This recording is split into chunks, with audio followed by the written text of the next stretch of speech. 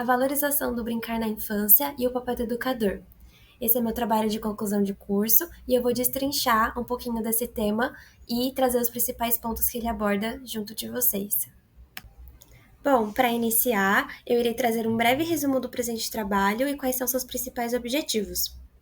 Aqui, então, eu trago uma discussão acerca das contribuições do brincar para a infância, com ênfase em como este se dá no ambiente escolar, enquanto estratégia de aprendizagem e a atribuição do educador na qualidade da brincadeira. Pensando que a criança é um ser que está em constante mudança, a relação que esta tem com o mundo e seu ambiente é fundamental para esse processo, incluindo o escolar, o qual tende a passar a maior parte do seu tempo. Pensando nisso, as ricas contribuições que este meio traz para o desenvolvimento infantil é de grande relevância a nível de reflexões e discussões. Ao se falar da valorização do brincar na infância e como essa se dá na modernidade dentro do contexto escolar, é preciso inicialmente percorrer por espaços históricos e sociais acerca do conceito de infância, seu surgimento e estruturação até o que é conhecido atualmente. Assim, vamos voltar um pouquinho no tempo para compreender como o sentimento e o termo infância foi surgindo ao longo do tempo. A história faz parte de quem nós somos, constitui a maneira como se percebe o mundo e como se dá a construção das relações sociais. Realizando uma linha do tempo, é possível analisar alguns marcos que deram impulsionamento para a visão de infância atual. Anteriormente ao século XVII, não havia distinção entre o mundo dos adultos e o espaço das crianças. A vida cotidiana era unânime às faixas etárias, atribuindo ocupações como trabalho e demais deveres como iguais àqueles dados aos adultos. Nessa imagem é possível perceber que atividades feitas pelos adultos, como por exemplo a de colheita, a de servir e atividades braçais, eram realizadas igualmente por ambos, tanto adultos quanto crianças. Outro fator importante que se opunha ao surgimento do sentimento de infância se tratava das condições sanitárias da época, a qual concerne a um período em que a taxa de mortalidade de crianças era significativamente alta, dificultando a manifestação do vínculo para com essas, uma vez que o nascimento e o desenvolvimento dos bebês se davam de maneira instável e imprevisível. Nesse sentido, a existência da afeição às especificidades desse grupo se dava de forma muito escassa, comparado ao modelo contemporâneo conhecido. Isso refletia diretamente no estilo de vida e nas manifestações que as pessoas faziam acerca das crianças. Voltando para a linha do tempo, é possível observar que, ao longo do século XIII até o século XVII, muitos marcos importantes aconteceram para que o surgimento de infância fluísse e acontecesse mediante aos fatores sociais, históricos e também econômicos. No século XIII, um fator social e cultural que atravessava este percurso era a religião predominante na época, o cristianismo. Foi através de obras e pinturas que as crianças passaram a ganhar relevância quanto ao seu poder angelical e abençoado pela divindade. Ainda assim, as crianças não eram vistas como singulares, pois eram representadas por homens em escala menor, obtendo características e vestes adultas, e seu aparecimento neste meio ainda era escasso. A entrada das crianças no meio artístico só ganhou notável espaço a partir do século XVI, na medida em que certas características que possuíam passaram a despertar mais interesse nos adultos, seja por suas expressões linguísticas graciosas ou por seu potencial lúdico. Assim, ocorreu uma mudança acerca do entendimento do significado da representatividade desse tema, uma vez que agora eles eram seres engraçadinhos, passíveis de receberem paparicação e atenção. Surge assim um aumento da importância da figura infantil e o primeiro sentimento de infância. Seguindo esse raciocínio, anos depois, já no século XVIII, outro evento histórico importante aconteceu para atenuar esse sentimento, tratando-se da delimitação de brincadeiras e brinquedos somente para crianças, quando antes não havia diferenciação destes para dos adultos, colocando o cavalo de pau, catavento e posteriormente as marionetes destinadas apenas a esse grupo. À vista disso, ao realizar uma breve linha do tempo acerca da consolidação do sentimento de infância, é possível observar que, no início, havia uma irrelevância da figura da criança, sem representações artísticas dessas, demonstrando um período de negação da infância. Em seguida, ocorreu a lenta migração para uma fase de paparicação dessa figura, e, por fim, um terceiro momento identificado como infância de direitos, dando origem a conquistas importantes como a aprovação da Declaração Universal dos Direitos das Crianças, de 1959 pela ONU, e a criação da Norma de Proteção Integral de Crianças e Adolescentes, o Estatuto da Criança e do Adolescente de 1990.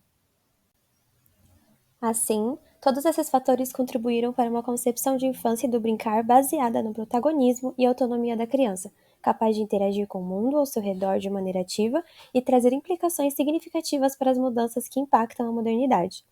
Considerando a criança como sujeito de direitos, a responsabilidade da família, do Estado e da sociedade ganha relevância crucial na provisão, proteção e garantia dos direitos que viabilizam uma infância digna e plena. O entendimento central é que a criança deve ter proteção em prioridade absoluta, uma missão que transcende fronteiras e exige ações coordenadas e contínuas. A abertura para o espaço do brincar propicia um meio de assegurar um bom desenvolvimento cognitivo, emocional, social e físico através das múltiplas áreas que abrange. Tais áreas podem estar relacionadas ao autoconhecimento, autonomia, acionamento motor e de habilidades que envolvam a criatividade, pensamento crítico, uso da imaginação, cooperação e resolução de problemas. A essência do compromisso transformador dessa ferramenta está nas experiências que são geradas no decorrer do momento lúdico, pois é através dela que as crianças passam a compreender a si mesmas, seus interesses, potencialidades e limitações. Segundo Vygotsky, psicólogo proponente da psicologia histórico-cultural, é no contexto social que ocorrem as interações com o outro de forma mais orgânica, contribuindo para a formação da noção dos eventos, de si mesmo e do outro, bem como o jogo de forças e regras impostas neste intercurso. Além disso, ao experimentar papéis variados durante o brincar, as crianças aprendem a ver as coisas a partir de perspectivas diferentes, promovendo a empatia e a compreensão dos eventos à sua volta. Nesse sentido, os pontos apresentados destacam como o movimento do brincar não é apenas uma atividade recreativa ou de passatempo, mas uma ferramenta essencial para o desenvolvimento integral da criança, contribuindo para a formação de indivíduos conscientes de seus direitos e responsabilidades em um contexto social, democrático e humanista. Diante das discussões acerca da importância do brincar na infância, destaca-se a interferência de sua ocorrência e qualidade diante do ambiente em que a brincadeira acontece.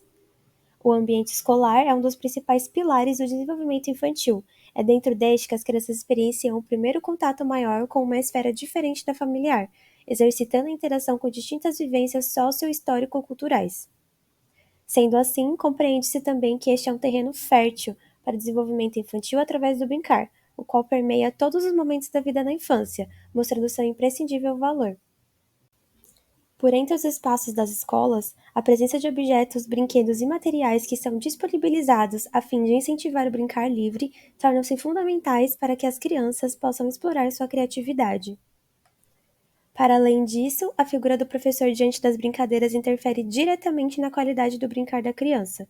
Sendo assim, sua presença deve se mostrar como inteiramente aberta à experiência do brincar, a fazer parte do que se é proposto dentro e fora das amplitudes internas e externas, ocupando diversas posições, percorrendo diversos espaços e transitando por entre cantinhos imaginários. Nesse sentido, é importante destacar o papel do professor em conectar os elementos do conhecimento do mundo imaginário e do lúdico das crianças. Quando este utiliza o brincar como ferramenta, pode fazer pontes entre conceitos abstratos e a experiência prática, tornando a aprendizagem mais significativa e palpável para os alunos. É também preciso que o educador valorize as produções das crianças e enriqueça a brincadeira, seja dando continuidade às narrativas inventadas pelas crianças, seja conferindo materialidade ao que elas demandam para brincar. Sabendo que as relações da criança com o mundo exterior são, desde o início, relações de sociabilidade e a produção da interação dessas com os eventos externos geram consequências no ambiente e no papel das suas emoções, salienta-se que elementos sociais atravessam constantemente os espaços e os tempos da configuração da infância. Assim, é necessário compreender o ambiente escolar como aquele que explora a graciosidade das crianças e utiliza as habilidades que possui a favor do seu desenvolvimento e exercício de direitos, e não que as coloque em posições não pertencentes às mesmas. A adultização da criança e imposição de exigências inalcançáveis implica a regressão da visão da criança como sujeito de direitos para o período em que historicamente não havia distinção entre elas e os adultos. Outro ponto a ser acrescentado também discute a invasão dos saberes do campo médico na escola que acabam por ter a pretensão de colonizar o saber docente, levando o professor a uma espécie de função pericial. Enquanto isso, o aluno, em muitas situações, encontra-se refém da cultura do aluno problema, onde este não é visto em sua subjetividade, mas sim julgado através de imposições e critérios que não possui recursos próprios e ou estruturais para atingir. Portanto, como se nota, o espaço escolar faz a mediação entre professores e as crianças. Ele torna possível a coexistência do encontro e desencontro, movimento e repouso, barulho e silêncio. Essa dualidade de experiências é essencial para o desenvolvimento das crianças, pois permite a exploração de diferentes contextos e a compreensão da diversidade do ponto de vista, enquanto mediadores utilizam ferramentas próprias para a garantia de direitos, rebatendo a experiência escolar geradora de sofrimento. Em resumo, o brincar é muito mais do que uma atividade recreativa na infância.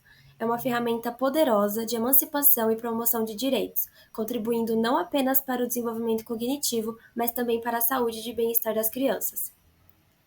Este é um direito fundamental que, quando exercido, promove a igualdade e estimula a aprendizagem, além de manter a motivação por meio da novidade.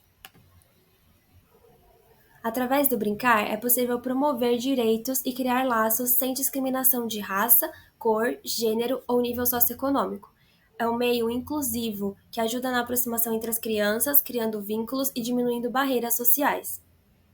No entanto, estereótipos e preconceitos enraizados ultrapassam as paredes da sala de aula, impactando a autoestima dos alunos. Esses discursos preconceituosos presentes na sociedade podem atravessar o ambiente escolar, afetando a forma como as crianças se veem e interagem. Isso pode minar a autoestima do aluno e limitar seu potencial de aprendizado. Portanto, é essencial criar um ambiente inclusivo e empático, onde o brincar não seja apenas uma atividade, mas uma ferramenta para fortalecer a autoestima e combater preconceitos, incentivando a aprendizagem saudável e o pleno desenvolvimento das crianças.